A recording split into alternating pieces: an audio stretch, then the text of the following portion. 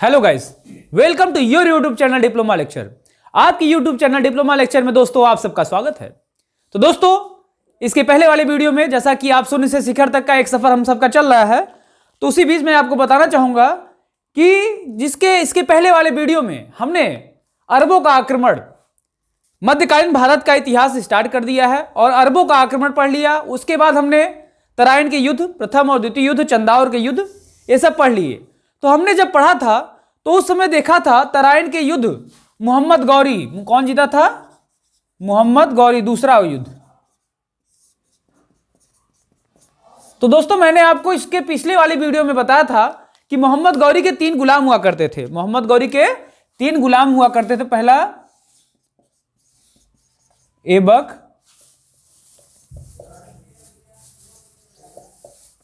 एल्दौज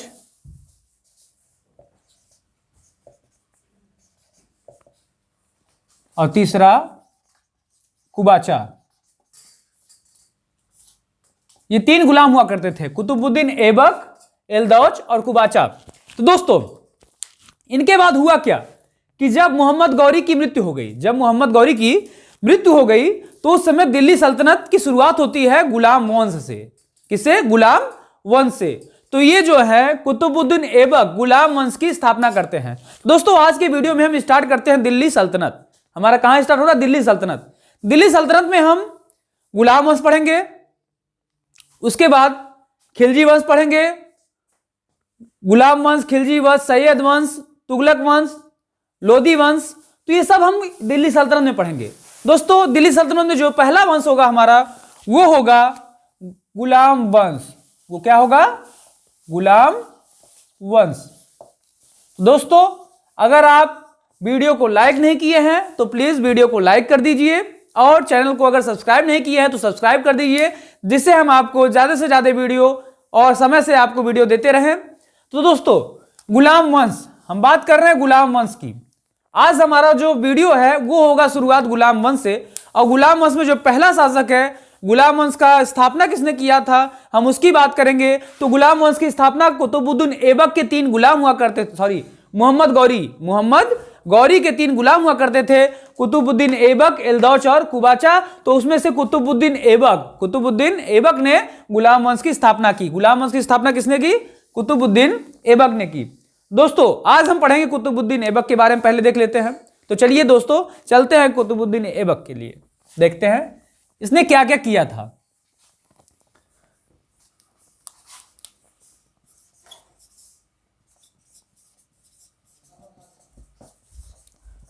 कुतुबुद्दीन ऐबक। तो दोस्तों ये जो कुतुबुद्दीन ऐबक है, इसने गुलाम वंश की स्थापना 1206 ईस्वी में किया। कब किया? 1206 ईस्वी में गुलाम वंश की स्थापना किया इसने। और इसने अपना राज्याभिषेक 24 जून 1206 को राज्याभिषेक क्या करवाया?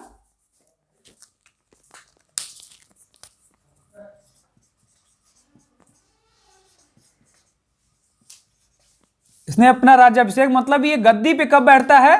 24 जून 1206 ईस्वी को, 24 जून 1206 ईस्वी को यह गद्दी पे बैठता है। यह गद्दी पे बैठने के बाद अपनी राजधानी लाहौर बनाता है। इसकी राजधानी क्या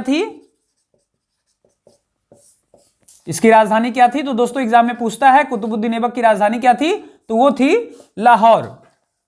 तो जब इसने अपने राजधानी लाहौर बना दिया, उसके बाद इसने भारत पे क्या क्या कार्य किए, जैसे कि कुतुबुद्दीन ऐबक ने आपने दिल्ली में जो कि अभी स्थित है कुतुब मीनार, क्या है? कुतुब मीनार। तो दोस्तों कुतुब मीनार की नींव किसने रखी? क्वेश्चन ये पूछता है कि कुतुब मीनार की नींव किसने रखी? तो कुतुब मीनार की नींव रखी थी कुतुबुद्दीन ऐबक ने। और इसने इस्लाम मस्जिद, क्या? इस्लाम मस्जिद क्या किया था इसने? इस्लाम मस्जिद का निर्माण करवाया था। और इसका पूरा नाम था कुबुत उल इस्लाम मस्जिद। इसका पूरा नाम क्या था? कुबुत उल इस्लाम मस्जिद। कुव्वत उल इस्लाम मस्जिद का निर्माण किसने करा था? कुतुबुद्दीन ऐबक ने करा था। यह बहुत ही होनहार था।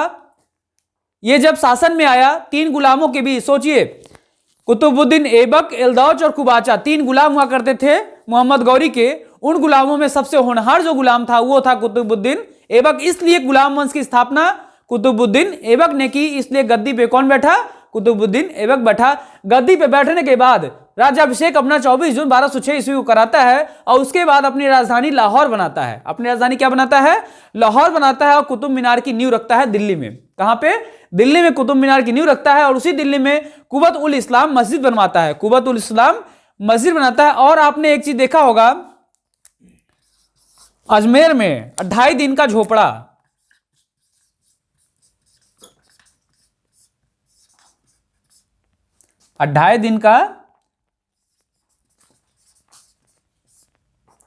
जो 2.5 दिन का झोपड़ा था, इसका भी निर्माण, ये इसको कहते हैं 2.5 दिन का झोपड़ा। ये है क्या? तो दोस्तों इसको बारे में बता दूं आपको, ये क्या है? मस्जिद है। क्या है? मस्जिद है। तो इस मस्जिद मतलब 2.5 दिन के झोपड़े का निर्माण कुतुबुद्दीन ऐबक ने करवाया था केवल 2.5 दिन में, इसीलिए इसका नाम 2.5 दिन का झोपड़ा रखा गया। और ये कहां पे स्थित है? अजमेर में।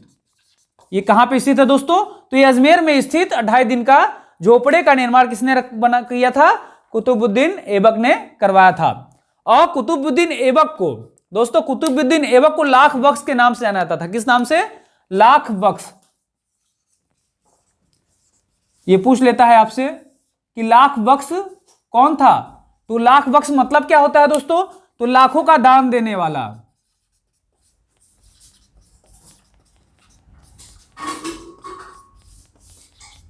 लाखों का दान देने वाला को लाख बख्श कहते हैं। और दोस्तों इसके बारे में कुछ तथ्य और है कि इसी के समय में, कुतुबुद्दीन ऐबक के समय में, इसका जो कार्यकाल था वो था 1206 से, कब था? 1206 से 1210 तक। तो इसके कार्यकाल में, इसी के कार्यकाल में नालंदा विश्वविद्यालय को ध्वस्त कराया गया था। नालंदा विश्वविद्यालय जो कि उस समय भारतीय संस्कृति का एक पाठशाला हुआ करता था, नालंदा विश्वविद्यालय। नालंदा विश्वविद्यालय की जो है स्थापना तो कुमार गुप्त ने करा था। गुप्त वंश के शासक किसने करा था? कुमार गुप्त ने नालंदा विश्वविद्यालय की स्थापना कराई थी। तो दोस्तों अगर आज से एग्जाम में पूछता है नालंदा के बारे में, नालंदा विश्वविद्यालय की स्थापना किसने की? तो नालंदा विश्वविद्यालय की स्थापना तो कुमार गुप्त ने किया था, कुमार गुप्त। लेकिन नालंदा विश्वविद्यालय को ध्वस्त किसने कराया? तो ध्वस्त इसके कुतुबुद्दीन ऐबक के दरबार में रहने वाले कुतुबुद्दीन ऐबक के ही मतलब कि सहायक सेना नायक बख्तियार खिलजी। बख्तियार खिलजी। तो जो बख्तियार खिलजी था ये इसका सेना नायक हुआ करता, मतलब सेनापति हुआ करता था। कौन था? सेनापति। तो मतलब कुतुबुद्दीन ऐबक के सेनापति बख्तियार खिलजी ने नालंदा विश्वविद्यालय को ध्वस्त करवाया था, मतलब तुड़वाया था। तो नालंदा विश्वविद्यालय जो कि बिहार कहते हैं, बिहार में है, तो नालंदा विश्वविद्यालय को ध्वस्त किसने कराया? बख्तियार खिलजी ने कराया। और नालंदा विश्वविद्यालय की स्थापना किसने की? तो वो किया था कुमार गुप्त ने किया था। दोस्तों आपने ये देख लिया कुतुबुद्दीन ऐबक के बारे में। और कुतुबुद्दीन ऐबक की जो मृत्यु हुई थी वो हुई थी 1210 में। ये सब स्टार बना के देखते हैं। और एक देखते हैं इसकी मृत्यु कब हुई? 1210 में, चौगान खेलते वक्त। कैसे? चौगान खेलते वक्त। तो दोस्तों कुतुबुद्दीन ऐबक की जो मृत्यु होती है वो चौगान खेलते वक्त घोड़े से गिर करके। चौगान एक पोलो देख रहे हैं, पोलो घोड़े पे जो बैठ के खेलते हैं पोलो, वो वाला पोलो, वही चौगान। उसी को खेलते समय ये घोड़े पर से गिर जाता है। ये क्या करता है? घोड़े पर से गिर जाता है। घोड़े पर से गिर करके इसकी मृत्यु हो जाती है। तो दोस्तों ये है कुतुबुद्दीन ऐबक से रिलेटेड जो कि एग्जाम में आपके क्वेश्चन आते हैं। तो इसको आप अच्छे से रट लीजिए दोस्तों, यहीं पे रटिए। मैं कहता हूं अगर क्लास आप कर रहे हैं तो यहीं पे रट लीजिए। जैसे कि मैं आपको बता रहा हूं, तो गुलाम वंश के बारे में हम जानते हैं। एक बार फिर से देख लेते हैं कुतुबुद्दीन ऐबक को। गुलाम वंश, तो गुलाम वंश की स्थापना किसने की? ये स्थापना किसने किया था? गुलाम वंश की स्थापना किसने की? कुतुबुद्दीन ऐबक ने किया। ये कौन था? मोहम्मद गौरी के 3 गुलाम हुआ करते थे। दोस्तों ये हम याद रखेंगे कि मोहम्मद गौरी के 3 गुलाम हुआ करते थे, कुतुबुद्दीन ऐबक, एल्दौच और कुवाचा। तो 3 गुलामों में जो कुतुबुद्दीन ऐबक था, इसने गुलाम वंश की स्थापना की 1206 ईस्वी में। इसका राज्याभिषेक 24 जून 1206 ईस्वी को इसने राज्याभिषेक अपना कराया और अपना राजधानी लाहौर बनवाया। राजधानी क्या बनाया? लाहौर अपनी राजधानी बना दी। और कुतुब मीनार की नींव किसने रखी? दिल्ली में स्थित कुतुब मीनार की नींव कुतुबुद्दीन ऐबक ने रखी। कुव्वतुल इस्लाम मस्जिद का निर्माण कुतुबुद्दीन ऐबक ने कराया, जो कि ये भी दिल्ली में ही है। ये भी कहां है? दिल्ली में स्थित है कुतुबुद्दीन इस्लाम मस्जिद। इसका निर्माण भी कुतुबुद्दीन ऐबक ने कराया। 2.5 दिन का झोपड़ा याद कर लीजिए। 2.5 दिन का झोपड़ा ये किसने बनवाया? कुतुबुद्दीन ऐबक ने बनवाया। ये एक मस्जिद है। क्या है? एक मस्जिद। कभी कभी एग्जाम में पूछता है 2.5 दिन का झोपड़ा निम्नलिखित में से क्या है, तो देता है संस्था है, कोई मतलब शिक्षा का संस्थान है, ऐसा कुछ नहीं है। ये एक मस्जिद है। क्या है? मस्जिद है। अब इसके बारे में देख रहे हैं, नालंदा विश्वविद्यालय को ध्वस्त इसी के समय में, कुतुबुद्दीन ऐबक के समय नालंदा विश्वविद्यालय को ध्वस्त कराया गया था। और वो कराया किसने था? कुतुबुद्दीन ऐबक के सेनापति, सेनानायक बख्तियार खिलजी ने इसको ध्वस्त कराया था। और अब पूछता है क्वेश्चन कि नालंदा विश्वविद्यालय की स्थापना किसने की? तो नालंदा विश्वविद्यालय की दोस्तों स्थापना कुमारगुप्त ने किया था, जो कि गुप्त वंश के हुआ करते थे। तो दोस्तों अब कुतुबुद्दीन ऐबक के बारे में देख लेते हैं कि इसको लाख बख्श के नाम से जाना था। किस नाम से?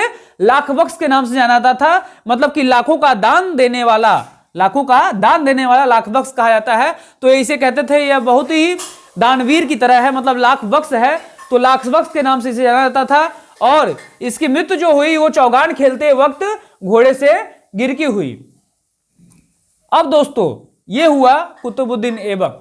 अब इसका सेना मतलब कि जो अगला उत्तराधिकारी था वो कौन था? दोस्तों इसका अगला उत्तराधिकारी था आराम शाह।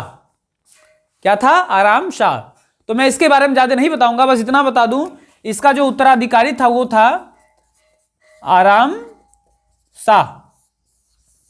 नाम से ही इसका आराम शाह है, नाम से समझ में आ रहा है, आराम शाह। आराम शाह मतलब कि आराम फरमाता था।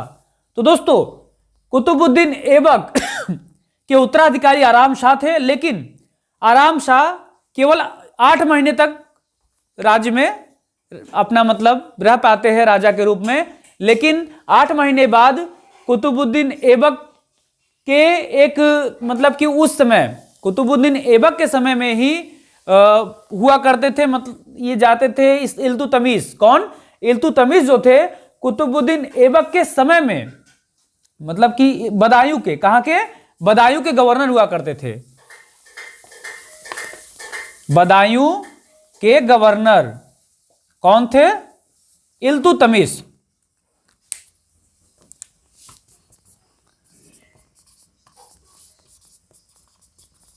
तो ये दोस्तों इतना आप ध्यान दीजिए कि कुतुबुद्दीन ऐबक की बात हम कर रहे हैं अभी। कुतुबुद्दीन ऐबक के समय में इल्तुतमिश कौन था? तो इल्तुतमिश बदायूं का गवर्नर था। बदायूं एक जानते अभी भी बादा उदा क्षेत्र ये सब आता है, तो बदायूं जो है वहां का गवर्नर इल्तुतमिश हुआ करता था उस समय कुतुबुद्दीन ऐबक के राज के समय। और उस समय कुतुबुद्दीन ऐबक के जो उत्तराधिकारी थे वो थे आराम शाह। तो दोस्तों आराम शाह, नाम से ही आराम आपने जैसा कि देख लिया कि आराम शाह है। तो ये 8 महीने तक लगभग मतलब कि राजा के रूप में रह पाए। उसके बाद इनको हटा करके इल्तुतमिश गद्दी पे बैठता है। तो दोस्तों पहले ये आप देख लीजिए, इसको नोट कर लीजिए, फिर हम चलते हैं इल्तुतमिश की तरफ, क्योंकि ये बहुत ही इंपॉर्टेंट है। आपके एग्जाम में इल्तुतमिश से बहुत सारे क्वेश्चन आते हैं।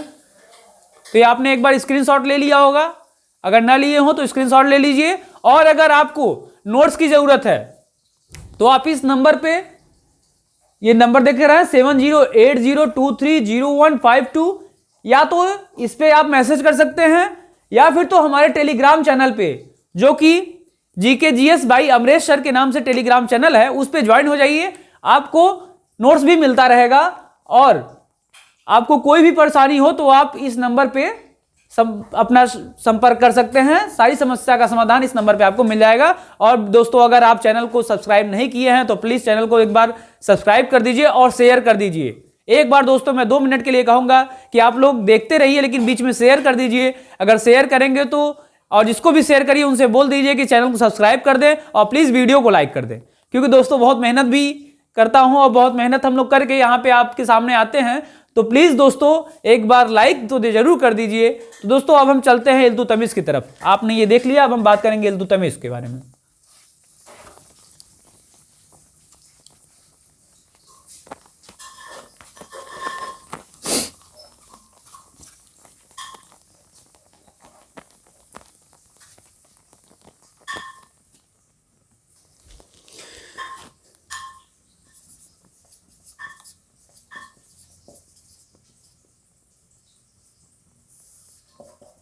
इल्तुतमिश। तो दोस्तों जैसा कि मैंने आपको बताया कि कुतुबुद्दीन ऐबक का जो कार्यकाल था वो था 1206 से 1210 तक। अब 8 महीने के लिए कौन था?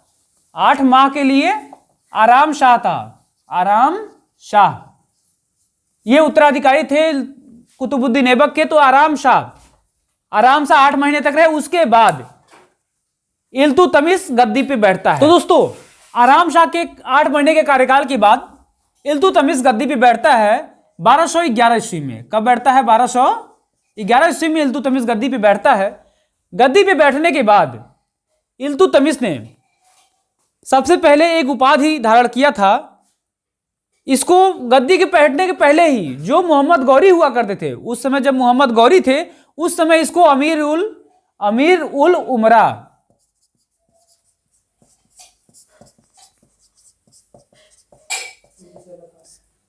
तो दोस्तों ये जो था इल्तुतमिश मोहम्मद गौरी के समय में ही, जैसा कि मोहम्मद गौरी के 3 गुलाम हुआ करते थे, कुतुबुद्दीन ऐबक, एलदौच और कुबाचा। तो उन 3 गुलामों के बाद भी इल्तुतमिश को ये बहुत मानता था। इसका नाम मोहम्मद गौरी ने अमीर उल उमरा का उपाधि दिया था। अमीर उल उमरा का उपाधि किसने दिया था? मोहम्मद गौरी ने। तो दोस्तों मोहम्मद गौरी के द्वारा इसे अमीर उल उमरा का उपाधि प्राप्त हुआ था। तो ये भी याद कर लीजिए।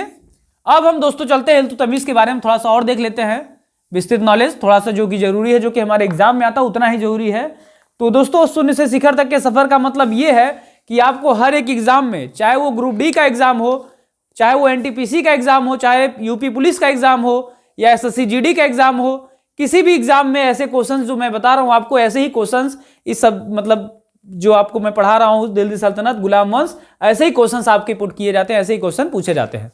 दोस्तों अब इल्तुतमिश के बारे में मैं देख रहा था। इल्तुतमिश को मोहम्मद गौरी ने अमीर उल उमरा की उपाधि दी थी। और इल्तुतमिश जब गद्दी पे बैठता है तो इसने तुर्कान ए चिहलगानी का गठन किया। किसका? तुर्कान ए चिहलगानी। तुर्कान ए चिहलगानी। अब ये है क्या? इसको कुछ लोग जानते भी होंगे, तुर्कान ए चिहलगानी, और कुछ लोग नहीं जानते होंगे। तो मैं आपको बता दे रहा हूं, ये 40 तुर्क अमीरों का, ये 40 तुर्क अमीरों का एक संगठन था। तो 40 तुर्क अमीरों का एक संगठन जिसे तुर्कान ए चिहलगानी कहता था, इसे एक और नाम दिया गया था, चालीसा। इसे एक और नाम क्या दिया गया था? चालीसा के नाम दिया गया था। तो इसने, इल्तुतमिश ने चालीसा का गठन किया था। कभी कभी एग्जाम में केवल चालीसा लिख के आता है कि चालीसा का गठन किसने किया था, तो तुर्कान ए चिहलगानी का गठन किसने किया था, मतलब इल्तुतमिश ने किया था। तो दोस्तों ये हम याद रखेंगे कि 1211 में ये गद्दी पे बैठता है और गद्दी पे बैठने के बाद इसने तुर्कान ए चिहलगानी का गठन किया, जो कि 40 तुर्क अमीरों का एक संगठन हुआ करता था। और इसी के समय में ही सबसे पहले हमने पढ़ा था 1191 में तराइन का प्रथम युद्ध पढ़ा था ना, और दूसरा पढ़ा था 1192 में तराइन का द्वितीय युद्ध। ये पहला और ये दूसरा।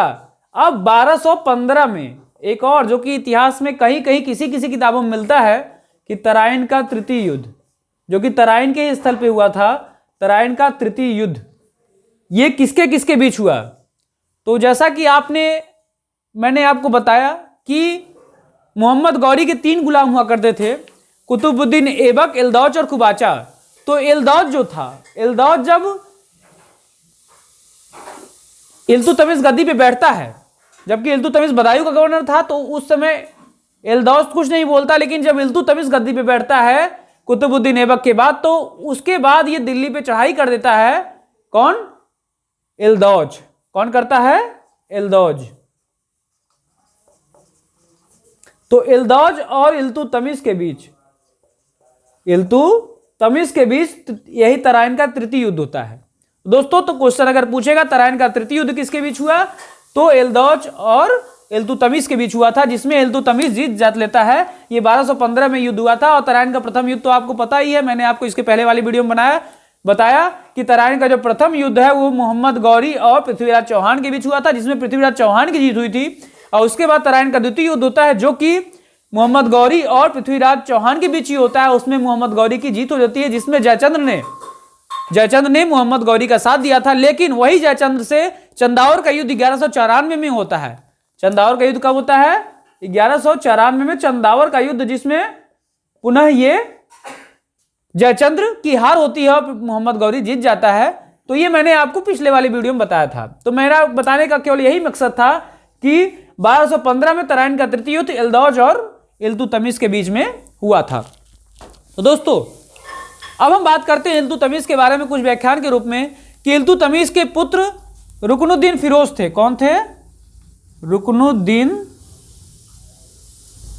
फिरोज इनके पुत्र थे, और इनकी पुत्री, इनके पुत्र थे ये, और इनकी पुत्री कौन थी? रजिया सुल्तान। रजिया सुल्तान इनकी पुत्री थी। तो जो रजिया सुल्तान थी, पहले ये गद्दी पर नहीं बैठती है। पहले जब इल्तुतमिश की मृत्यु हो जाती है, कब होती है? ये 1211 से लेकर के ये पूरा किए थे 1236 तक। 1236 ईस्वी में इल्तुतमिश की मृत्यु हो जाती है। 1236 ईस्वी में इल्तुतमिश की मृत्यु होती है। इल्तुतमिश की मृत्यु के बाद रुकनुद्दीन फिरोज गद्दी पे बैठता है। कौन गद्दी पे बैठता है? रुकनुद्दीन फिरोज गद्दी पे बैठता है। लेकिन रुकनुद्दीन फिरोज को, जो मैंने अभी भी आपको बताया, तुर्कान-ए-चिहलगानी 40 अमीरों का एक संगठन, इसने रुकनुद्दीन फिरोज को इल्तुतमिश की मृत्यु के बाद जब ये बैठता है, उसको तुर्क अमीरों ने रुकनुद्दीन फिरोज को हटा करके रजिया सुल्तान को गद्दी पे बैठाया। किसको? रजिया सुल्तान को गद्दी पे बैठा दिया। मतलब कि कुछ ही समय के लिए रुकनुद्दीन फिरोज गद्दी पे था। तो रजिया सुल्तान 1236 ईस्वी में गद्दी पे बैठ जाती है। 1236 ईस्वी में रजिया सुल्तान क्या होता है? गद्दी पे बैठती है। गद्दी पे बैठने के बाद इतिहासकार ये कहते हैं कि यदि रजिया सुल्तान उस समय कई बहुत ही दिनों तक अगर शासन की होती तो भारत का इतिहास कुछ और होता। क्योंकि रजिया सुल्तान जो थी वो देश के हर एक नागरिक से एक अलग तरीके से व्यवहार था उसका। रजिया सुल्तान सभी से एक अलग तरीके से मिलती थी। इसका जो कार्यकाल था वो एक तरीके से सराहनीय था। सभी के लिए वो सामान्य कार्य की व्यवस्था की थी। तो इसके कार्य जो थे वो कुशल पूर्वक हुआ करते थे रजिया सुल्तान के।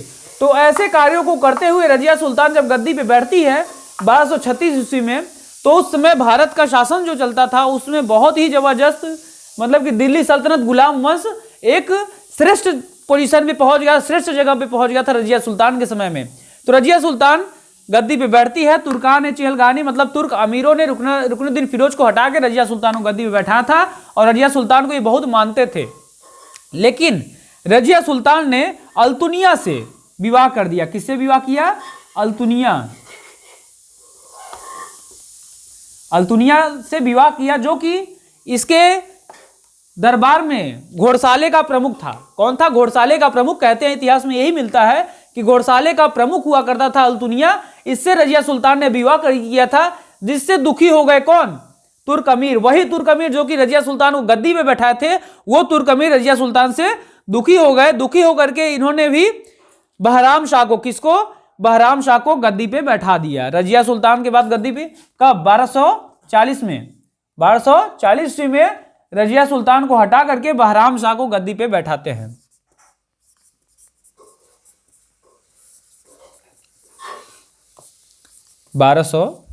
में रजिया सुल्तान को हटा करके बहराम शाह को गद्दी पे बैठाया जाता है। किसको? बहराम शाह। तो ये सब प्रमुख नहीं है। जैसा कि मैं आपको रजिया सुल्तान के बारे में बता रहा था, तो रजिया सुल्तान दिल्ली के गद्दी पे बैठने वाली प्रथम महिला शासिका कौन थी? रजिया सुल्तान। एग्जाम में ये पूछता है कि दिल्ली के गद्दी पे बैठने वाली प्रथम महिला शासिका कौन थी? तो वो थी रजिया सुल्तान। अब ये थी कौन?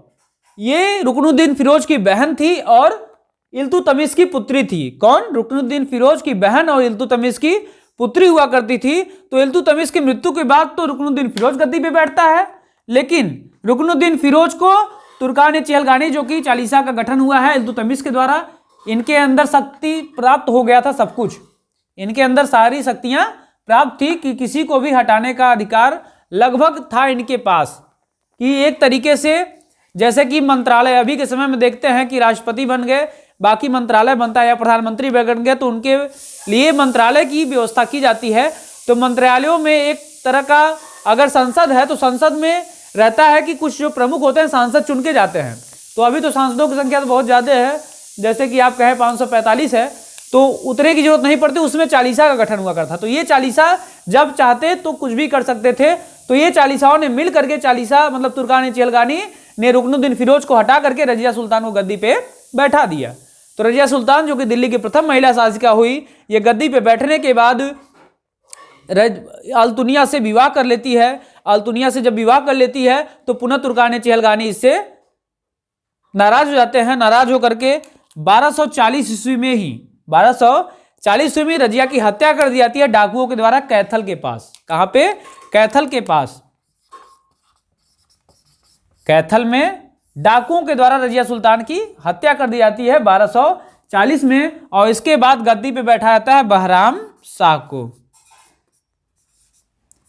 बहराम शाह को गद्दी पे बैठा जाता है। ये बैठते हैं गद्दी पे बहराम शाह 1240 ईस्वी में।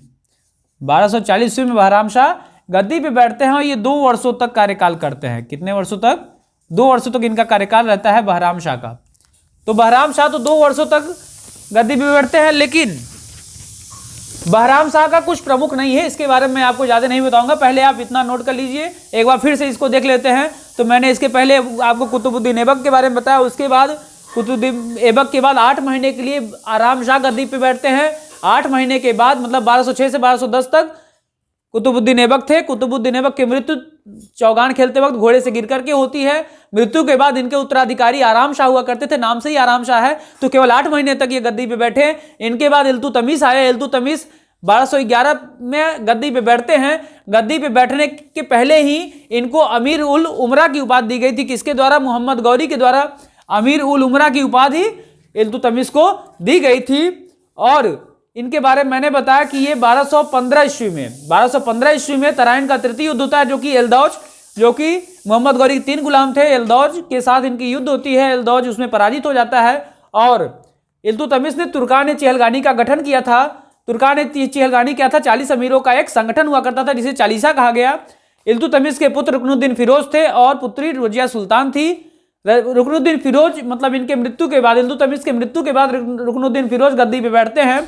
गद्दी पे बैठने के कुछ ही दिन बाद एक नाकारा हुआ शासक हुआ करता था। ऐसा कुछ इसके अंदर नहीं था जिसके कारण इसको गद्दी पर से तुर्कान चहलगानी हटा दिए। मतलब यही चालीसा लोग इसको गद्दी पर से हटा देते हैं। गद्दी से हटाने के बाद रजिया सुल्तान को गद्दी पे बैठा जाता है। रजिया सुल्तान दिल्ली की प्रथम महिला शासिका हुई, बन करके उभरी। और उस समय इसने अल्तुनिया से विवाह कर लिया। अल्तुनिया से विवाह करने के बाद पुनः तुर्कान चहलगानी इससे नाराज हो जाते हैं। नाराज होने के बाद 1240 में कैथल के पास रजिया सुल्तान की डाकुओं के द्वारा हत्या कर दी जाती है। और रजिया सुल्तान की हत्या के बाद बहराम शाह को गद्दी पे बैठाया जाता है। किसको? बहराम शाह को गद्दी पे बैठाया जाता है, जो कि केवल 2 वर्षों के लिए बहराम शाह गद्दी पे बैठते हैं, 1240 से 1242। तो इतना आपने दोस्तों देख लिया। अगर किसी को स्क्रीनशॉट लेना है तो आप लोग ले लीजिए। दोस्तों अब हम बात करते हैं बहराम शाह के बाद अलाउद्दीन मसूद शाह। किसकी बात करते हैं? अलाउद्दीन मसूद शाह।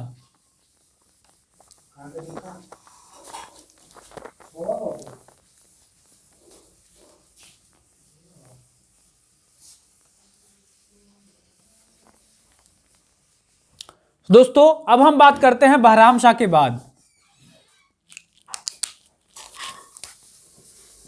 हमने अभी देखा था बहराम शाह, जो कि 1240 से 1242 तक, 42 ईस्वी तक गद्दी पे बैठता है। कब तक? 1240 से 1200। बहराम शाह 1240 से 1242 ईस्वी तक गद्दी पे बैठता है। इसके बाद बहराम शाह के बाद अलाउद्दीन मसूद शाह, अलाउद्दीन मसूद शाह, इसके बारे में हम लोग थोड़ा बहुत जानेंगे क्योंकि अलाउद्दीन मसूद शाह था कौन। अलाउद्दीन मसूद शाह, अलाउद्दीन मसूद शाह 1242 ईस्वी में गद्दी पे बैठता है। कब बैठता है? 1242 ईस्वी में गद्दी पे बैठता है। ये था कौन दोस्तों? तो ये रुकनुद्दीन फिरोज का पुत्र था, इल्तुतमिश का पौत्र था। इल्तुतमिश का पौत्र, रुकनुद्दीन फिरोज का पुत्र। जैसा कि मैंने आपको इसके पहले बताया कि इल्तुतमिश का पुत्र कौन था? रुकनुद्दीन फिरोज था। तो रुकनुद्दीन फिरोज का पुत्र कौन था? तो अलाउद्दीन मसूद शाह था। अलाउद्दीन मसूद शाह गद्दी पे बैठता है। मसूद शाह जब गद्दी पे बैठता है उस समय बहराम शाह की हत्या करके, किसके? बहराम शाह की हत्या करके गद्दी पे बैठता है। और यह भी ज्यादा दिन तक कार्यकाल में नहीं रहता, 1246 ईस्वी तक ये कार्यकाल इसका रहता है। मतलब 4 वर्षों तक, केवल 4 वर्षों तक रुकनुद्दीन फिरोज का पुत्र और रुकनुद्दीन फिरोज का पुत्र और इल्तुतमिश का पौत्र, इल्तुतमिश का कौन था? ये पौत्र था। ये केवल 4 वर्षों तक कार्यकाल इसका रहता है। इसके कार्यकाल के बाद बलबन ने एक षड्यंत्र रचा। बात आ गई अब किसकी? बलबन की। जैसा कि मैंने आपको इसके पहले बताया, सबसे पहले एक इधर मैं शासकों का नाम लिख देता हूं 1246 ईस्वी तक। तो अभी मैं इधर लिख देता हूं आपको। बात करते हैं गुलाम वंश की। गुलाम वंश में सबसे पहले मैंने पढ़ा कुतुबुद्दीन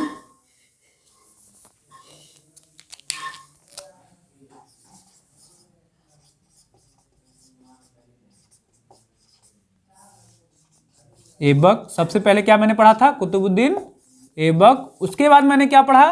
कुतुबुद्दीन ऐबक के उत्तराधिकारी आराम शाह, आराम शाह। अब आराम शाह के बाद मैंने किसका नाम लिया?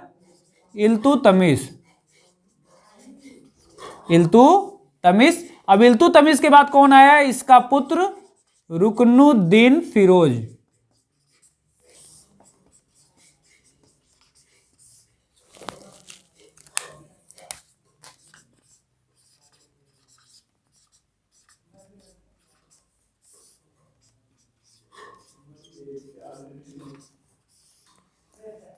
दोस्तों इसके बाद रुकनुद्दीन फिरोज के बाद जो गद्दी पे बैठती है इसकी बहन रजिया सुल्तान। कौन? रजिया सुल्तान। रजिया सुल्तान के बाद गद्दी पे कौन बैठता है? बहराम शाह, बहराम शाह। दोस्तों दिख नहीं रहा होगा अगर तो आप कमेंट बॉक्स में लिख दीजिएगा। थोड़ा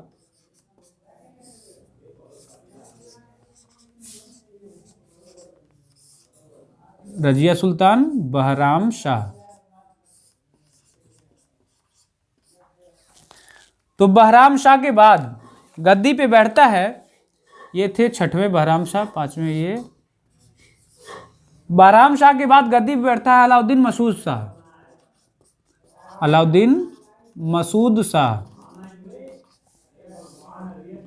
तो दोस्तों इसी समय अब बात करते हैं हम इल्तुतमिश। इसका ये तो था कब तक?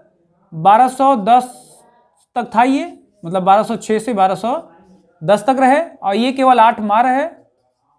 और ये रहे 1211 से लेकर के 36 तक। और ये भी कुछ दिन, मतलब लगभग 6 माह ये भी थे। 1236 से 40 तक ये रही। और ये जो बहराम शाह थे ये भी 1240 से 1242 तक। और अलाउद्दीन मसूद शाह 1242 से 46 तक रहे। तो अब हम बात कर रहे हैं इल्तुतमिश के समय की। तो दोस्तों जब इल्तुतमिश का कार्यकाल चल रहा था उसी समय इल्तुतमिश ने बलबन को एक सैनिक के रूप में कुछ दे करके, उनके जा करके घर पे कुछ पैसे दे करके, जब उनको देखा एक उत्कृष्ट, मतलब एक अच्छा योद्धा दिखा, तो उसको इल्तुतमिश ने खरीद लिया। क्या किया? खरीद लिया। खरीद ला करके अपने दरबार में इसको रखता है। और इल्तुतमिश अपने दरबार में ही एक सैनिक के रूप में रखता है। किसके रूप में? सैनिक के रूप में रखता है। और सैनिक के रूप में रखने के बाद कुछ दिनों के बाद इसने अपने, मतलब बलबन को क्या किया था? चालीसा में गठन कर दिया था बलबन को। तो बलबन पहले क्या था, इल्तुतमिश के द्वारा कुछ पैसे दे करके खरीदा गया एक व्यक्ति था, जिसको इल्तुतमिश ने एक सैनिक के रूप में रखा था। किस रूप में? सैनिक के रूप में रखा था। सैनिक रूप में रखने के बाद इसने इल्तुतमिश के ही समय में बलबन किसमें हो गया? चालीसा में। वैसे आपको बताया कि चालीसा जो कि तुर्क अमीरों का एक गठन था 40 लोग का, उस चालीसा में इल्तुतमिश ने बलबन को अपने समय में ही डाल दिया था। तो बलबन ने अब अपने षड्यंत्रों के द्वारा मसूद शाह, मतलब मसूद शाह कौन था? ये मसूद शाह, अलाउद्दीन मसूद शाह रुकनुद्दीन फिरोज का पुत्र और इल्तुतमिश का पौत्र था। इसको षड्यंत्रों द्वारा हटा देता है और कैद कर देता है। क्या करता है? षड्यंत्रों द्वारा अपने षड्यंत्र रचता है और उन षड्यंत्रों के द्वारा इसको कैद करके आठवें उत्तराधिकारी नसीरुद्दीन महमूद को गद्दी पे बैठाता है। किसको? नसीरुद्दीन महमूद।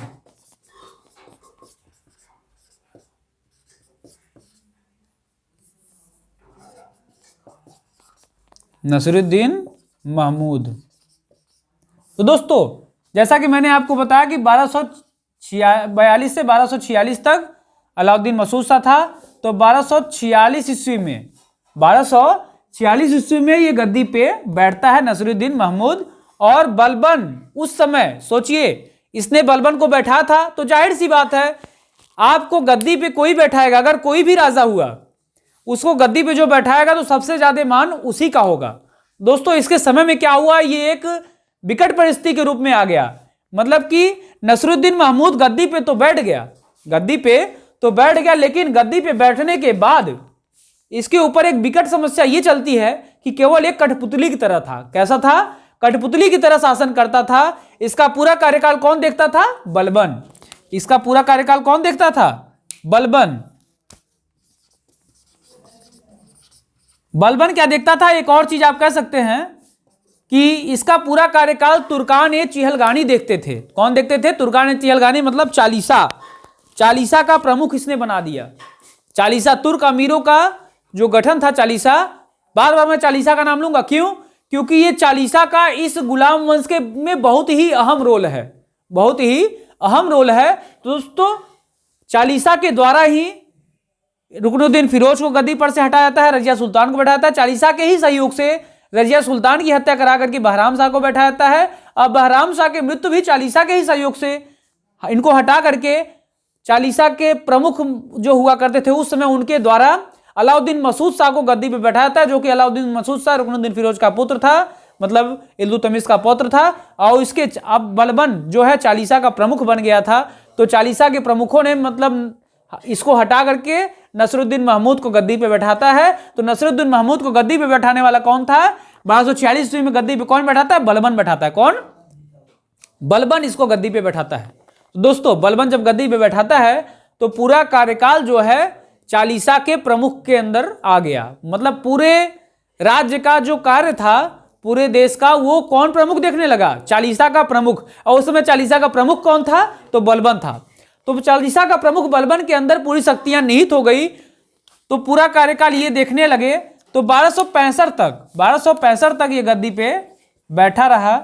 और प्रमुख कौन रहा? बलबन। मतलब पूरा कार्यकाल बलबन। जैसे कि अभी कुछ तो दोस्तों कहते हैं कि मनमोहन सिंह जब प्रधानमंत्री हुआ करते थे तो कार्यकाल जो था वो पूरा सोनिया गांधी देखा करती थी। पूरा प्रधानमंत्री तो नहीं थी, लेकिन पूरा कार्यकाल कौन देखता था? सोनिया गांधी। तो सेम वही पोजीशन यहाँ पे हुआ। नसीरुद्दीन महमूद बन गए डॉक्टर मनमोहन जी और बलबन बन गए सोनिया गांधी। तो इनके समय में नसीरुद्दीन के समय में बलबन पूरा का पूरा कार्यकाल देखता था। मतलब प्रमुख कौन था? बलबन, चालीसा का प्रमुख। अब इसी के समय में चालीसे के सरगना, ये कौन था? ये चालीसे का सरगना या फिर नायब था। कौन था? नायब। इसके हाथों में सौंप दी गई पूरी की पूरी, मतलब जो कार्यकाल थे वो सौंप दिया गया था। मतलब पूरी तरह से दे भी दिया इसने। नसीरुद्दीन महमूद ने इसको पूरा सौंप दिया बलबन को, मतलब चालीसा का प्रमुख और नायब बलबन को सब कुछ सौंप दिया। सौंपने के बाद चालीसा का प्रमुख सब कुछ देखता है।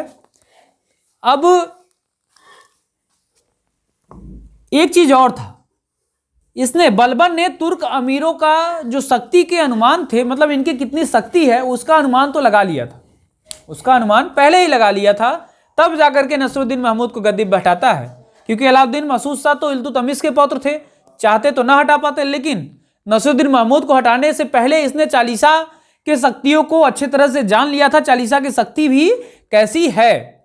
अब उसके बाद महमूद जो थे, ये महमूद शमसी वंश, ये पूरा वंश कौन सा था, इल्तुतमिश से कौन सा वंश आया था, शमसी वंश। कौन सा वंश, शमसी वंश। यहां पे अंदर एक शमसी वंश आ जाता है। अगर बात करें शमसी वंश की तो कुतुबुद्दीन ऐबक और आराम शाह शमसी वंश के नहीं थे, लेकिन इल्तुतमिश कौन सा वंश था, शमसी वंश। शमसी वंश में इल्तुतमिश, रुकनुद्दीन फिरोज, रजिया सुल्तान, बहराम शाह, अलाउद्दीन मसूद शाह, नसरुद्दीन महमूद। तो नसरुद्दीन जो महमूद था ये शमसी वंश का अंतिम शासक रहा, शमसी वंश का अंतिम शासक रहा। इसके बाद गद्दी पे कौन बैठता है, बलबन। इसके बाद गद्दी पे कौन बैठता है, बलबन। 1265 ईस्वी में, सॉरी 1265 ईस्वी में बलबन गद्दी पे बैठता है। तो इसको दोस्तों हम अगले वीडियो में देख लेंगे, बलबन के बारे में। बलबन हम अगले वीडियो में देखेंगे, क्योंकि बलबन है, क्यूमर्स है, कैकुवाद है, इन सबको हम अगले वीडियो में देख के आपको अच्छे से समझा देंगे। उसके बाद हमारा गुलाम वंश पूरी तरह से खत्म हो जाए। तो गुलाम वंश में कितने शासक थे, 11 शासक थे। जैसा कि मैंने 8 का नाम लिखा है, कुतुबुद्दीन ऐबक, आराम शाह, इल्तुतमिश, रुकनुद्दीन फिरोज, रजिया सुल्तान, बहराम शाह, अलाउद्दीन मसूद शाह, नसरुद्दीन महमूद। इसके बाद बलबन आते हैं। बलबन के बाद इनका पुत्र जो था वो कैकुवाद था। कैकुवाद पुत्र नहीं था, हाँ माफ करिएगा, ये उसका पौत्र था। इसका पुत्र तो उसमें बंगाल का गवर्नर हुआ करता था। तो इसका पौत्र कैकुवाद गद्दी पे बैठता है, दिल्ली की गद्दी पे। और कैकुवाद का पुत्र जो कि केवल 3 वर्ष का था, उसके बारे में आपको बताऊंगा, सबके बारे में अगले वीडियो में। तो बलबन के बारे में, बलबन से आगे जो चलेंगे अगले वीडियो में बात बताएंगे आपको। इसके पहले मैं इस वीडियो में जो पढ़ाया हूं आपको एक बार रिवीजन कर लेते हैं। तो सबसे पहले मैंने आपको किसके बारे में बताया, कुतुबुद्दीन ऐबक के बारे में। गुलाम वंश की स्थापना किसने की, कुतुबुद्दीन ऐबक ने की। गुलाम वंश की स्थापना किसने की, कुतुबुद्दीन ऐबक ने की। कुतुबुद्दीन ऐबक को लाख बख्श के नाम से जाना जाता था। किस नाम से, लाख बख्श के नाम से कुतुबुद्दीन ऐबक को जाना जाता था। कुतुबुद्दीन ऐबक ने कुबतुल इस्लाम मस्जिद का निर्माण कराया था दिल्ली में। कुतुबुद्दीन ऐबक ने 2.5 दिन का झोपड़ा का निर्माण अजमेर में कराया था। कुतुबुद्दीन ऐबक ने 2.5 दिन का झोपड़ा कुतुबुद्दीन ऐबक ने ही कुतुब मीनार की नींव रखी थी। कुतुब मीनार की नींव रखी थी, अभी नींव की बात कर रहे हैं, नींव कुतुबुद्दीन ऐबक ने रखी थी। और दोस्तों कुतुबुद्दीन ऐबक की जो मृत्यु हुई थी वो चौगान खेलते वक्त घोड़े से गिर करके हुई थी। कुतुबुद्दीन ऐबक के समय में इल्तुतमिश बदायूं का गवर्नर था। कहाँ का गवर्नर था, बदायूं का गवर्नर इल्तुतमिश हुआ करता था। अब कुतुबुद्दीन ऐबक के मृत्यु के बाद आराम शाह जो कि कुतुबुद्दीन ऐबक का उत्तराधिकारी था, वो गद्दी पे बैठता है। आराम शाह के मृत्यु के बाद, मतलब उसी समय 8 माह का कार्यकाल था आराम शाह का, नाम से ही आराम शाह मैंने आपको बार बार बताया। इसके कार्यकाल के बाद इल्तुतमिश जो कि बदायूं का गवर्नर था वो गद्दी पे बैठता है।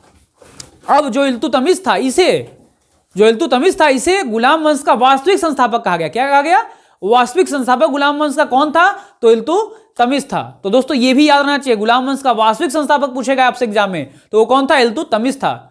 तो अब इल्तुतमिश ने क्या किया, इल्तुतमिश ने तुर्कान चहलगानी, पूरी की पूरी घटना जो गुलाम वंश में घटती है वो कौन करता है, तुर्कान चहलगानी, मतलब चालीसा। तो तुर्कान चहलगानी का गठन किसने किया, इल्तुतमिश ने किया। इल्तुतमिश के बाद इल्तुतमिश के पुत्र रुकनुद्दीन फिरोज गद्दी पे बैठते हैं। और रुकनुद्दीन फिरोज को कुछ ही दिन के बाद तुर्कान चहलगानी हटा करके रजिया सुल्तान को गद्दी पे बैठाया। रजिया सुल्तान 4 वर्षों तक गद्दी पे बैठी रही। 1236 से 1240 तक इनकी हत्या कर दी जाती है कैथल में, डाकुओं के द्वारा हत्या करके। उसके बाद ये भी षड्यंत्र था एक प्रकार से, कहते हैं षड्यंत्र की बात करें तो वो भी षड्यंत्र था, चालीसा का मतलब तुर्कान चहलगानी का था। और उसके बाद बहराम शाह को गद्दी पे बैठाता है। बहराम शाह को गद्दी पर से फिर हटा करके 2 वर्षों के बाद पुनः महमूद शाह, बहराम शाह को गद्दी पे हटा करके किसको बैठाता है, मसूद शाह को गद्दी पे बैठाते हैं। मसूद शाह भी ज्यादा नहीं, केवल ये 4 वर्षों तक, हाँ कितने वर्षों तक, 4 वर्षों तक बैठे रहे। मसूद शाह कौन थे, तो इल्तुतमिश के पौत्र और रुकनुद्दीन फिरोज के पुत्र थे। तो इनके बाद जो गद्दी पे बैठते हैं वो थे नसरुद्दीन महमूद। नसरुद्दीन महमूद को गद्दी पे बैठाने का तरीका किसका था, बलबन का। बलबन उसमें कौन था, चालीसा का प्रमुख था। चालीसा का हेड कौन था, बलबन। चालीसा की पूरी शक्तियां किसमें थी, चालीसा के प्रमुख में, मतलब नायब में निहित थी। नायब कौन था, बलबन। तो दोस्तों ये सब था आज का हमारा इस वीडियो में जो आपको बताया गया है। तो दोस्तों अगले वीडियो में हम मिलेंगे आपसे बलबन से बलबन के बारे में आपको समझाएंगे। बलबन का पूरा पूरा आपको सब कुछ बताएंगे। बलबन था, बलबन के बाद कैकू हुआ था, कैकू के बाद क्यूमर्स था। तो ये सब आपको अगले वीडियो में बताएंगे। तो वीडियो अगर आप दोस्तों वीडियो को लाइक नहीं किए हैं तो प्लीज़ वीडियो को लाइक कर दीजिए, और अगर सब्सक्राइब नहीं किए हैं तो प्लीज़ सब्सक्राइब कर दीजिए, और वीडियो को ढेर सारा शेयर करिए जिससे लाइक हो सके वीडियो को, और सब्सक्राइब ज़्यादा से ज़्यादा करें। तो दोस्तों आप सबका प्यार इसी तरह से बना रहे। चलता हूं, आपसे मिलूंगा अगले वीडियो में। धन्यवाद दोस्तों। तो जैसा कि मैं आपसे पहले भी कह चुका हूं, लक्ष्य न ओझल होने पाए, कदम मिलाकर चल, सफलता तुम्हारी कदम चूम लेगी, आज नहीं तो कल। दोस्तों धन्यवाद।